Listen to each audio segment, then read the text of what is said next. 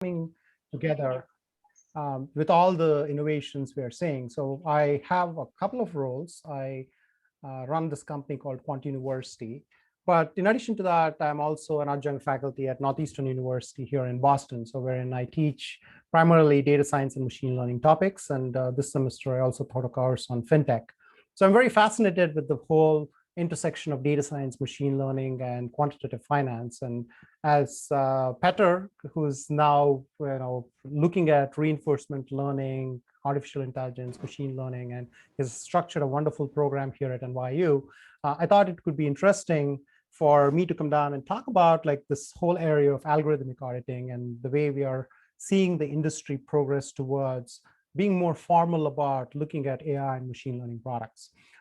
In addition to some of the consulting and the product work we do, we are also building a platform called the Sandbox, and I'll show you a case study on how it looks in a little bit. But the whole goal is to see how we can democratize and bring in more transparency and trust into the whole AI and machine learning space, especially when there's a lot of debate about how models are being designed, how models are being used, and also what are the repercussions of a model going bad, and what is this notion of whole area of AI risk.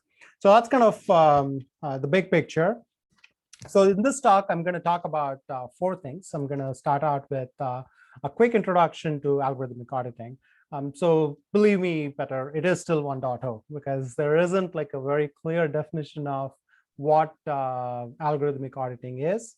If you look at the literature, people have proposed different definitions. We are looking at a pragmatic way. And since we work very closely with various financial practitioners, we're looking at ways in which you can understand the key aspects and then have pragmatic tools to basically facilitate the audit of those pieces. And then I'm going to talk about some of the work which is happening at various places with respect to algorithmic auditing. And I'm going to share some insights on some of the things we have learned as we have done algorithmic audits in the field. And I'm going to show you a case study with the Q Sandbox on how you could structure an audit when you think about looking at a machine learning model. I hope the audience is all comfortable with machine learning concepts and the key themes on how machine learning algorithms are built. I'll make that assumption and start out with just giving you a big picture orientation on why this is becoming an important topic. So if you look at the way machine learning and artificial intelligence has been progressing in the research world. So you can see this graph. This is from the WIPO. Since 1962 till around 2000, not much happened. And my graduate studies was all in applying AI and machine learning for manufacturing and robotic applications. So a lot of theory was involved. A lot of hopes and dreams were involved, and a lot of papers were written, but very little practical work was shown. And the reason being, when we think about applying various things, you need the data, you need the hardware, and you need really smart algorithms. And algorithms were still in its stages of infancy. We were still figuring out how to take decisions we make as intelligent beings and codify them into algorithms. Hardware was also very nascent. In fact, the cell phone today is probably more powerful than the most powerful computer we had in the lab at that point in time. And then the whole notion of architectures was also so new. So most of the times we had architectures which were defined on paper, but nothing would happen. But look at this exponential growth in this last 5 or 6 years. You have seen a significant amount of scientific publications. Every conference you go, there is mention of AI and machine learning products. And then the most important thing I like is the patent filings. Companies have not only looked at AI and machine learning as innovations, but they are looking at it as core competence and competitive advantage in terms of building portfolios of patents. And there's been a significant increase in the number of patent filings in the area of AI and machine learning. And you could see that things like neural networks, support vector machines, rule-based learning, deep learning, these are all like common themes which you would typically hear when you think about machine learning. And since most of you are gearing up for careers in machine learning and finance combined, And so you are in a good place because, as you can see, a lot of companies are now hiring this intersection of people who are knowledgeable about the financial industry, but also wanting to apply machine learning and various data science related aspects into their jobs. Now, if you look at the whole quantitative finance world, in fact, when I was training myself to be a quant, and I was planning to I was doing work at Citigroup doing fixed income analytics. At that point, most of the discussions we were having were in the area of how do you build stochastic models, how do you build factor models, optimization theory, risk factors, looking at derivative pricing, trading strategies, simulations. So all those were important themes, and there's a lot of theory built into it, and we would study those, but that was where we would stop. Now you're seeing this whole intersection of applications of so many novel areas like machine learning, using robotic process automation, graph analytics, natural language processing. So you see this whole confluence of various technologies which are coming in and helping you kind of extend the frontiers of financial research, because in the financial world, we were very disciplined in collecting data for a really long time. And as technology improvised, we were collecting more and more of data, different varieties of data, different, and the granularity and the velocity at which the data was coming in was significantly increasing. So we had the mechanisms compared to many other industries with the infrastructure we already had. And what we were lacking were like the mechanisms to process most of those aspects. So for example, if you look at a company, a lot of text data is collected, but nothing much happens after the collection. Not very many algorithms are run over these texts to calculate various analytics. And that's changing because of all these new algorithms which are being brought into the industry. And I was kind of just a few hours ago seeing that JP Morgan has a whole synthetic data generation suite to further various kinds of research. A lot of machine learning infrastructure has been put in within a company like JP Morgan, and a lot of researchers being hired. In fact, a couple of years ago, we did a workshop on natural language processing, and 15 people from JP Morgan, all of them specialists in NLP, took our course. So that's kind of the nature of the discussion we are having at this point, wherein we're seeing all these new technologies, which were predominantly in the research world, now becoming pragmatic and now being used in the financial industry. And this was the latest AI index report, which talks about the various risks associated with adopting AI. And that's going to be mostly the perspective I'm going to be sharing with you today, because with the adoption of all these technologies, many times we don't really understand how risky these technologies are, especially if you haven't done enough due diligence. And as fiduciaries in the industry, we are not only responsible to make sure that our clients get the best return, it has to be, the risk has to be factored in all our investments. So when you think about using artificial intelligence and machine learning products within your enterprise, it becomes a question on how much of risk have we really factored in, what aspects of cybersecurity, what aspects of regulatory compliance and explainability and various themes which are of interest. So those are things which are important and necessary to be considered. In fact, just a few days ago, 5 regulatory agencies in the United States, the Federal Reserve, OCC, CFPB, and a couple of others. So they have all put together a request for information, basically asking about questions about AI and risk, and looking at regulating this whole area of artificial intelligence. So it is coming. A lot of companies are already trying to self-police, but there's also a lot of discussion on what regulations are going to come into play. So with all that said, there are cases wherein we are seeing a lot of interest in certain uses of algorithms. I'm just going to share a couple of examples. These may not be all related to financial services, but just to kind of motivate the idea of algorithmic auditing. There have been technologies which other companies are using, and there have been questions of whether these technologies are actually doing what they are saying, whether there is bias involved in some of the training data sets, and does it manifest when the decisions happen when they use these technologies. So New York, I don't know how much of this is going to progress, but there's a talk about regulating algorithms used for hiring. And then there's a bill which requires you to disclose what software is being used to assess candidates. And there is this level of disclosure, which a lot of people are talking about. And I'm going to talk about three themes when we talk about algorithmic auditing. So the whole notion of disclosure, the whole notion of verification, and then the risk transfer aspect of it. And then many technology companies are realizing that for them to be more accepted in the industry, they not only have to disclose, but they also have to think about, well, we are saying that this technology works, and here's the data points and what we can share.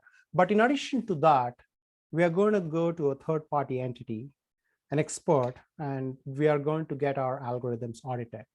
And this is a company called HireView, which does facial recognition and uses a lot of facial computer vision related algorithms. So they actually went through an algorithmic audit, and I think Orca, which is run by Kathy O'Neill, who's the author of the book, Weapons of Math Destruction. So her company did the audit for this particular company. So there's also a report. So if you're interested, you can go to either the HireView website or Kathy O'Neill's Orca website, and you should be able to download that report just to get a feel for what does the scoping of an algorithmic audit look like. And the third one is this company called Pymetrics, which also is involved with hiring. So they actually worked with a couple of researchers from my university at Northeastern University, and they got their algorithms audited to ensure that there is self-policing in some ways, but also, not only just disclosing what they're doing, but also having a third-party entity doing the verification of what they're doing and providing their qualified opinion. So there's a lot of discussion. If you look at some of the literature which are being published out there, there's talk about verifiable systems, auditable systems, some aspects of it that needs to be automatically audited, especially with high-risk systems, wherein if an algorithm is going to be used en masse and hundreds of thousands of people will be leveraging those algorithms for decisions. For example, credit decision making. If a large financial institution is going to be deploying an algorithm to assign credit scores and then allocate credit, if the algorithms are not fair, if they haven't been tested, so there could be groups which may not get the same benefits as other groups when they use these particular, or when they're subjected to these particular algorithms. The reason why we're talking about all these aspects is, as you've been learning when you build machine learning algorithms, it's not just the algorithm we have to think about. There's a whole system and this whole process involved in building out these algorithms. And that's where you have to not only think about just the actual model, but the whole data side of the story on what all areas, how did we collect the data? How did we curate the data? How did we make sure that we did feature engineering? How did we bring them all together? What level of testing are we doing? What metrics are we using for doing all these tests? How are we training our algorithms, and how are we validating our algorithms? How are we deploying our algorithms, and how are we monitoring our algorithms? So all these are important steps, and it's not just the model, right? So there's a whole notion which you have to think about, wherein machine learning is no longer just the model. It's about the entire system. And there's a lot of discussion. In fact, Andrew Ng, who is one of the pioneers in machine learning, so recently gave a talk, and he's kind of evangelizing this whole notion of data-centric machine learning, wherein you emphasize more on the data rather than just fine-tuning and applying the model. So with all that said, we got to talk about why we need an algorithmic audit. So there are a couple of different reasons why you had to think about an algorithmic audit. One is the complexity. The complexity of these algorithms have significantly increased. No longer are we just talking about using regression or simplistic algorithms. We have very complicated algorithms. In fact, when you use neural networks, we have hundreds of thousands of algorithms. I'm actually running an experiment downstairs right now, which is training a generative adversarial network. I have a system, it's an old system. It's a Windows system with 32 gigs of RAM and has a 1 terabyte SSD and has a 1070 GTX GeForce NVIDIA graphics card with 16 gigs of RAM. It's a pretty robust machine, a sturdy machine. However, I started the algorithm yesterday, and within 2 minutes, the RAM went up to 100%, the paging started, all the hard disk went up to like 60%, and then the processor was used at like 90%, and the system just rebooted automatically. So we are working with very large data sets and working with really large algorithms. So the question of transparency becomes important. And another aspect you think about is every company cannot afford to hire, PhDs with data science backgrounds when they are building out their algorithms. And many times you don't even have the mechanisms to really understand what's actually happening under the hood, even if you have experts. And then you have to think about pragmatic use of these technologies. For example, if you go to an Amazon or a Google or IBM, many of these algorithms are not just given to you. They've already trained their algorithms with millions and millions of records, and they just give you an API to try out these algorithms. And what does this mean? You are now trusting just an API call to make a decision based on the output of that particular model. And we have done some benchmarking with Edgar data, and we have found that for the same data set, if you send it to Amazon Comprehend versus Google versus Microsoft APIs, one of them says it's positive, another one says it's neutral, another one says it's negative. So the same data set, 3 different vendors, when you do sentiment analysis, give you 3 different results. So the question becomes, if you are going to be using algorithms in high-risk scenarios, what level of scrutiny should you have? What level of certification do you actually need? What level of disclosure do you actually need? And that's the reason why we're kind of setting up this whole stage of algorithmic audits. Now, let me kind of start defining this. And if you ask algorithmic, what is algorithmic audits? Everybody has their own definition. And right now we are still in 1.0, wherein the proverbial elephant, if you think about people ask how an elephant looks, and everybody has their own definition. So that's more or less like where we are with algorithmic auditing. So I'm going to give you a couple of different things to think about when you think about algorithmic auditing, because we don't have a clear definition yet. So you can think of it as a structured process, either conducted internally as a 3rd level function, or by a qualified independent auditor, which is like a 4th level function, as they call in the world of model risk and validation. And then you had to think about verifying and validating the working of the entire algorithm, along with the data, the model, the environment, and the entire process which is used. And you have to think about the context in which these algorithms are going to be applied. So there are a lot of elements to be factored in the context of an algorithmic audit. And then you have to also factor in things like bias and fairness and discrimination, explainability and interpretability in various aspects.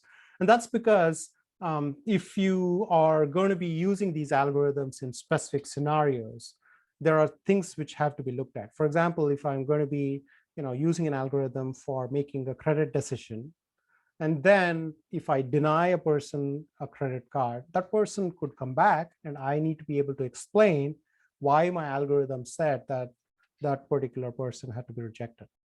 So if I don't understand my algorithms myself, then it's not going to be feasible for me to provide an explanation. So that's where explainability would probably become more and more important. So, and then you can think of use cases like fraud detection, wherein it's a case wherein the data sets are skewed and imbalanced. So you had to think about mechanisms through which you could say, well, even the minority class, but it's an important class that has to be factored in when you're building out your models. And then the other aspect is the disclosure aspect. How are you documenting the algorithm's behavior, and how are you evaluating, and whether someone who can understand these algorithms can really come to the same conclusions as you have based on the work you have done. And then also, what do you do when risk and associated aspects of risk have been identified? And that's where you think about mitigation and control measures. And we have a whole framework, which we'll not go through it today, but the notion is you had to think about the frequency of occurrence of a particular event. And then you also have to think about the severity of that particular event. And then based on the severity and the frequency, you assign scores. And based on those scores, you figure out what level of risk is that particular model going to be at, and then think about mitigation and control measures. And then there's a novel area of this whole area of what is called as AI insurance, wherein you think about, well, if I cannot keep the risk on my end, can I transfer that? Can I ensure an AI model so that if there's a 1 in a million chance that something bad happens, but if that 1 in a million chance the event happens, I have to take significant losses. And can I mitigate those? Can I use AI risk control measures, but also AI insurance to mitigate those kinds of losses? Okay, I put in this link in your in the briefing I sent out too, but it's a good read to just understand, like, where the profession is going. I know many of you are students in here, and you'll be wondering, well, I haven't seen the role of an algorithmic auditor yet when I apply to jobs. Believe me, it's coming. There are consulting companies who are training their workforces on how to do algorithmic audits, and this is becoming a more formal discipline, and it's something to keep track of as a profession, because the need for third-party subject matter experts who have both the technology skills and also the financial knowledge are going to be required when you think about bringing in that expertise to audit third-party models. Okay, so now we'll just talk a little bit about some of the frameworks which we have seen, at least till date. And I'm going to give you some examples about how to go about it. So if you think about structuring an algorithmic audit, so what are the kinds of things you have to think about? So one is if you're looking at an external audit, when would it be done? So the company, let's say, built out an algorithm and has trained it with all the data. And now before releasing this into production, wants a third party to come in and provide their qualified opinion on how robust the whole process was, how have we tested on various data sets, how have we looked at the different varieties of data, where all can it be applied, what are the risk measures, et cetera, et cetera. So that is where a third party audit or an external audit would be required. And then you had to think about independence, like, when if I am going to be having to provide a certification that things are working fine, then there should be this arm's length distance between the company which is requesting an audit and the company which is providing the audit. And then you also need to have the subject matter expertise. Many companies, maybe let's say using a data robot or automatic machine learning tools, and they may not have full insights on how the algorithms work, but they are happy with the performance of these algorithms and they want to use it. And they still want third party to look into the robustness of the algorithms, and that's where subject matter expertise would be required. And then you need the disclosure aspects of it. So what aspects of it needs to be disclosed with respect to the model. Where can you say that you can keep proprietary models as secret? How much of the exposure should be done with respect to the various structuring of the models? And then also some of the things we have to think about are like legal and industry standards, because now we are seeing some standardization agencies talking about formalizing this whole notion of AI certification, but also looking at this from a legal perspective on whether laws are going to be broken if the algorithms are used in certain settings, or if data which is being used to train these models are private information which you should not be using, or discriminatory information which should not be used for making decisions. On the other hand, there could be a whole notion of this internal audit area which companies may start fostering within their organizations. And that's because they have the traditional model risk functions, which have typically been the gatekeepers in terms of making sure the policies are followed, the algorithms are tested, the algorithms have the right documentation and everything. But now you are integrating machine learning based processes. And that's when you have to think about, well, what level of due diligence do we require? What are the policies and procedures we have to think about when we think about model risk and governance? And some of the best practices you have to adopt based on the industry best practices or things you have evolved as a part of your model development. And how is the workflow defined? Like, where is the data coming in? Where is it curated? Who is assigned the responsibility of integrity of the various data sets? How is risk computed? And how do you monitor various aspects? So all those are things that needs to be factored in when you think about workflows. So a couple of different things to think about why you would need an algorithmic audit.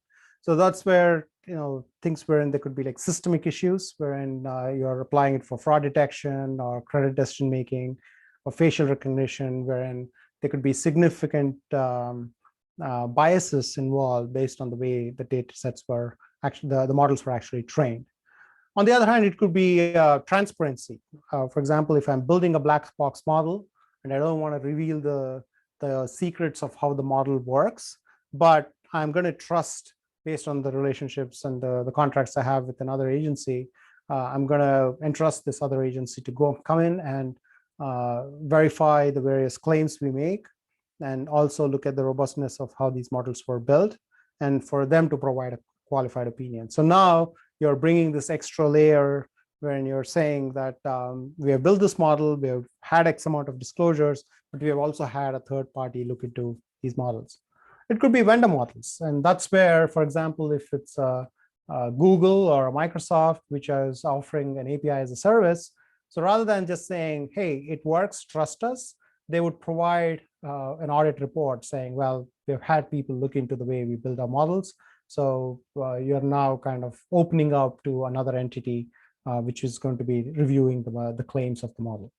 And then it could be proprietary models, wherein you're using it for certain scenarios. And now you had to factor in, well, I have my model, but I need to be able to make certain decisions. And that's where I'd engage a third party to come in and look at my models and provide their feedback. And the third aspect is the accountability, wherein you're factoring in, there's a lot of talk about like technology audits and cybersecurity audits and stuff like that. So that's where you have to think about what am I accountable for? What are the methods am I using for decision making? How are the variables in the data sets used? So a lot of related discussions out there. So a couple of different organizations and nonprofit agencies, but also national level organizations have started to come together and talk about regulating AI, and also this whole notion of algorithmic auditing. So I'm going to share a couple of them, and I'll give you some links if you're interested in furthering your knowledge in those areas. One is this paper, which was written by authors at Google. It's called the Closing the AI Accountability Gap, defining an end-to-end framework for internal algorithmic auditing. So this paper predominantly focuses on internal algorithmic auditing, and they talk about the various things you have to think about when you're building out your whole model lifecycle. And they talk about scoping, mapping, and getting all the stakeholders to buy into the whole notion, artifact collection. And that's where you have to think about, well, each one of the artifacts we're going to be using. So are we going to generate artifacts? And I'm going to show you some examples on model cards and data cards, which are predominantly used to record various aspects of the artifacts which goes into a model. And how do you do testing? What are the various testing pieces involved? Reflection is basically thinking about a summary report. And then post-audit, how do you think about making decisions based on the audit? So that whole framework is actually there in this paper. And you can look at the citations. There are hundreds of citations for this paper. So a lot of people are building upon some of the work which was done in here. And then there's this paper called Towards Trustworthy AI Development Mechanisms for Supporting Verifiable Claims. So that's also an excellent paper. And they talk about this whole notion of institutional mechanisms and recommendations, and the whole notion of third-party auditing, red teaming exercises, and bias and safety bounties, and AI incidents. So this is kind of the language which is being talked about in the AI community as the seriousness of using AI and machine learning is growing. Now, if you are coming from a financial industry perspective, you'd be wondering like, well, it's not just our problem, right? Like the same problems exist in other areas, and that's true. That's why the AI researchers are building out these frameworks, and now it has to be customized to the various verticals, whether it's healthcare, whether it's finance, or whether it's government, or whatever other areas wherein these algorithms needs to be deployed. On the other hand, there's a lot of discussion about software mechanisms and recommendations. And that's where you have to think about not only building out the models and saying, hey, we have looked at the accuracy or RMS or MAPE or whatever scores you're going to be evaluating these algorithms along. You also have to build an audit trail on what have you looked at? How have you looked at safety related aspects? You have to factor in the various tests and the checks and balances associated with that. And then also interpretability And many times you may not be privy to use certain data sets and may even not be able to access certain data sets. And that's where this notion of privacy preserving machine learning will kind of come into play. And then the notion of hardware, as you know, we have all reached a point wherein we can technically work without having to go to our offices. And that's feasible because we have all our compute and all our mechanisms running on the cloud. And what that means is we are entrusting all our computational and other aspects to the cloud. And we are using blueprints, we are using software as a service, we are using platform as a service. So how are all those aspects looked at when you think about the whole trustworthy AI development cycle? So that's another framework. I would love to kind of talk more about it, but in today's session, I'll just give you the links and you can review more. This third paper was a white paper which was produced by different this whole group called as the Supreme Audit Institutions from Finland, Germany, Netherlands, Norway, and the UK, and they call it Auditing Machine Learning Algorithms, a white paper for public auditors. And it's a great paper to kind of understand some of the key themes auditors are looking at when you think about auditing machine learning algorithms. And some of the areas they talk about it as, developers of ML algorithms will often focus on the optimizing specific numerical performance metrics, like I was telling you, RMS or MAPE, etc. As a result, there is high risk that requirements of compliance, transparency, and fairness are neglected. So there's an explicit effort to kind of bringing these themes and make sure that you're addressing various aspects and not just focus on the quantifiable metrics which you typically use for making your model more robust. So there are many other points.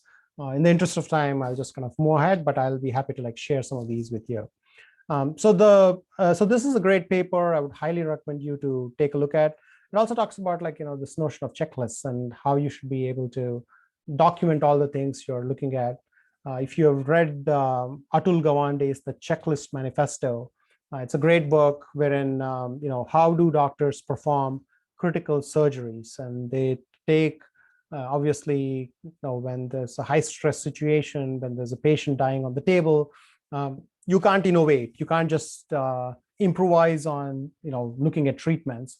But the doctor's jobs are also extremely stressful jobs, right? So they tend to make mistakes when they are highly stressed. And that's where this whole notion of a checklist-based approach comes in, wherein you're methodically following procedures which have been listed out.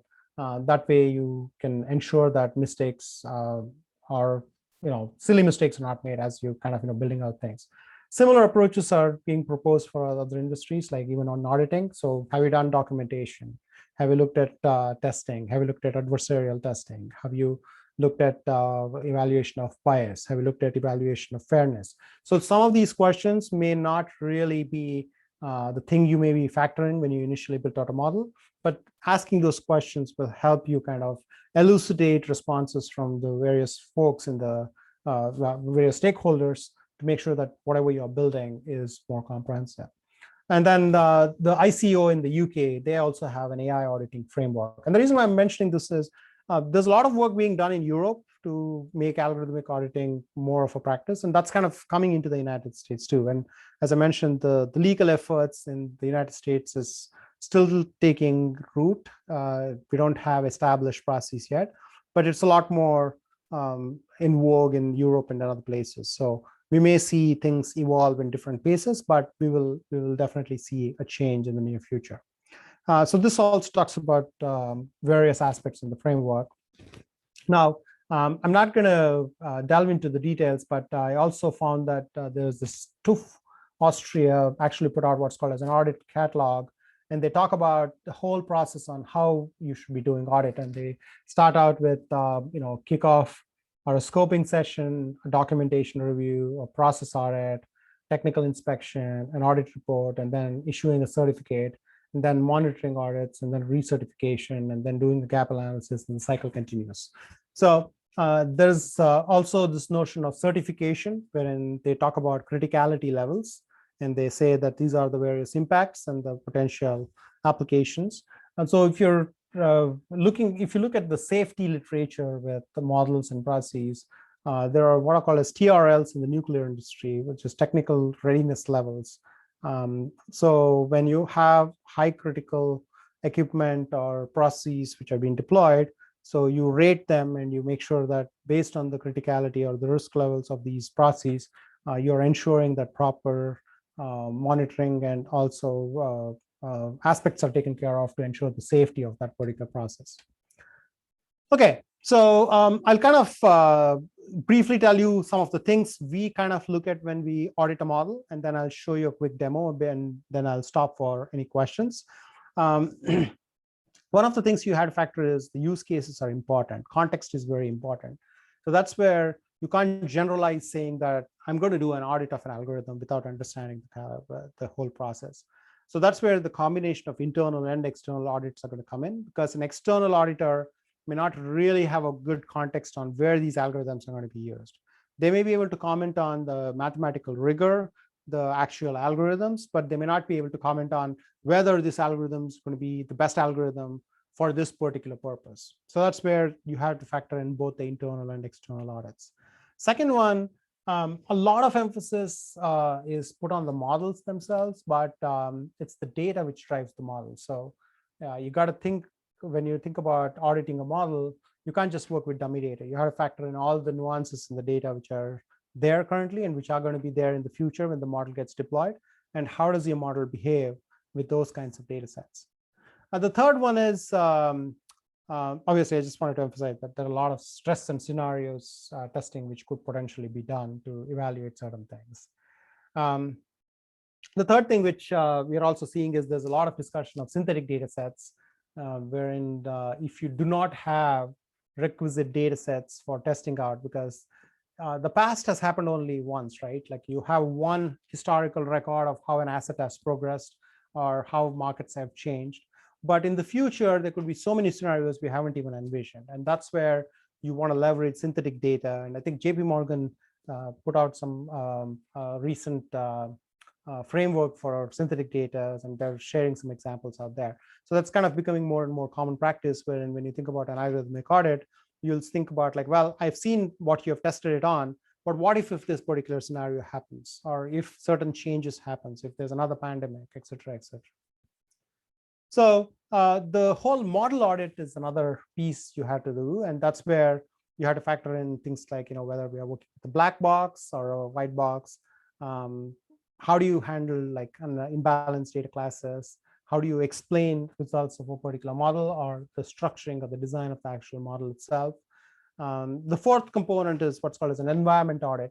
And that's where you're going to say, well, this part is going to run locally, this part is going to run on the cloud, this part will be run by various services. So a lot of thought is put into understanding the entire workflow.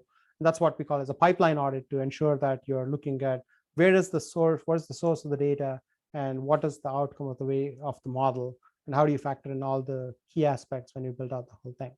So this checklist approach is becoming more and more important. I know in today's session, we are not talking a lot of mathematical aspects, but believe me, the mathematical aspects, we have significant amount of knowledge and understanding the math of the actual models. The various aspects which goes into the deployment of the models is where things haven't been really flushed out yet. And that's where there's a calibration process happening on what is the ideal way to take a model which the data scientists say they have tuned and figured out, to putting it into deployment and making real business decisions based on it. So in that realm, I want to introduce you to some of the tooling we have been building. It's called the Q Sandbox. And the way I'm just going to switch to and do a quick demo. What we're doing is we're basically building out a toolbox which will enable you to do algorithmic audits. And I'm going to show you one or two examples. So this is just a scikit-learn example from Python. So you have this hierarchy of that. I'm going to look at a project, but then I'm going to run multiple experiments with this project. So when I look at a particular project, for example, so we start out with what's called as an audit checklist. And this is where the auditor or a model auditor would go in and say, okay, I'm going to be looking at these aspects of the model. So here's how my framework's going to look like. And I'm going to put out a complete description of this is what I'm going to do. This is my data, models, environment, pipeline. This is what we're going to do for explainability, fairness, bias, et cetera, et cetera. And then once we have a checklist, we are going to say, okay, so I'm going to build out like an entire checklist and say, this is what's going to be the scope of the whole audit. And once we have that, we are going to start out with saying, okay, let's do the exploration of the data. And that's when you understand the nature of the data. So you're going to look at various, how is the distribution? What is the distribution of your training data set? What's the distribution of your test data set? If you have multiple classes, what is the skew involved in each of these classes? You can build out whatever other data analysis tools you can incorporate. And then you're going to list out like all the components which are involved in the model. So this is a very simple model. We start with it and we build out like it's a demo, and we have certain environment parameters, and we are going to be doing an audit on it, and then we end it. So that's basically our DAG, or directed acyclic graph, for this particular model. But then it could involve other processes. You could have multiple models and you can build upon the whole thing. And then we have this notion of a data card, and that's where you want to be able to profile the data, understand missing values, the different distributions of the data sets, and what level of cells are missing, what level of data is duplicates, to understand the cleanliness of the data. So that's where you're going to evaluate those. And that's where the auditor is going to look at the data, but then also there are multiple open source tools available now. So you can look at individual data points and then say, okay, I want to introspect this particular data point, understand the key aspects of that particular data point, etc. And that's how the data will be profiled, if you will. And then comes the model card, and that's where you can look at what are the key uses, the use cases associated with that, the limitations, ethical considerations, how is the design built, is it based on a particular paper, how does the training data look, how does the testing data look, evaluation data look, what are the elements when we train this algorithm, confusion matrices, and you can generate whatever other aspects you want. In fact, we even build out like a whole reporting use case wherein we actually generated a one-page card for each model, so that you can understand the key aspects of what goes into building out a model if in the first place.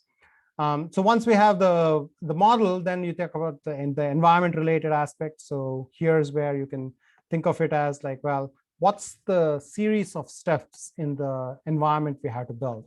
And that's where you can think of it as like, well, I'm going to do scraping, maybe there's some data processing, some analysis, and calling some APIs, and leveraging different tools and building out the environments, if you will.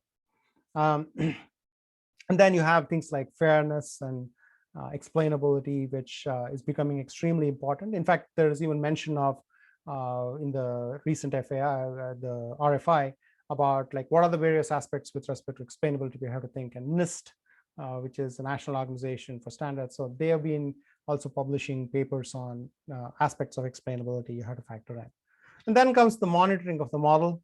So you can look at like, what does the model look like, the predictions, the throughput rate, latencies, et cetera, to understand things like, drift, etc. when you're building out the models. And then you finally go into the various findings associated with the model and the recommendations. So this is kind of a workflow, if you will, on how an algorithmic auditor would go about kind of comprehensively looking at an entire model to understand the various aspects of the model when they think about like auditing use cases. So I know it's close to 6:20. Happy to kind of take the discussion offline and talk more about some of the themes I've discussed. My goal was to kind of motivate this whole thought process that when you build a model, it's not just about the mechanics and the mathematical aspects of it. You have to think about industry adoption, and the pragmatic way to adopt any model in the industry is not just getting the technical sophistication aspects in it, but also looking at the various other things which are becoming more and more important, both from a regulatory and also looking at aspects like explainability, bias, fairness, etc. So I will stop with that. In fact, I just want to let you know, we're actually working with Premia, which is a professional risk managers association, and it's a whole 6-week course we are offering in the context of AI and machine learning for models. And I think Premium members get like professional learning credits when they take the course. So just thought to let you know if you're interested. So that's my contact information. I'm on LinkedIn, and we also meet once a week and we do like a LinkedIn live session on various important themes. Today we had a theme on AI regulation. So please join us if you're interested in learning more about what we do. And also happy to connect and see if I can be of help in any way. Thank you.